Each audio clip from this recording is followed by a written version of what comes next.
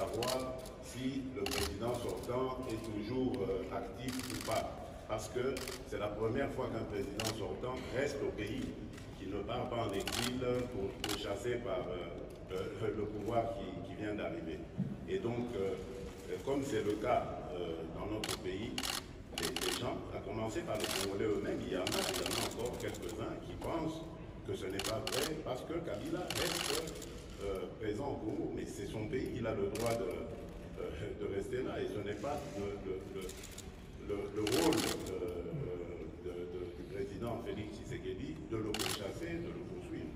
Donc, je pense que ce n'est qu'une question de temps, c'est le temps qui, comme d'habitude, va faire les choses, va clarifier cette situation et ce ne sera plus qu'un vieux débat. Pour ce qui nous concerne, en tout cas, le courant passe bien. Il a une expérience avérée de la gestion de ce pays et donc, quelquefois, nous organisons des rencontres pour parler des problèmes du pays, de certains dossiers dans lesquels il a plus de connaissances que moi et donc je consulte de ce côté-là.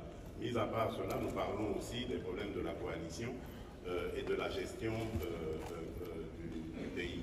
Mais dans l'ensemble, il sait que je dirige ce pays et il se tient vraiment à sa place, celle d'un consultant quand j'en ai de temps en temps besoin. Et il le fait vraiment de gaieté de cœur et j'en profite d'ailleurs pour l'en remercier.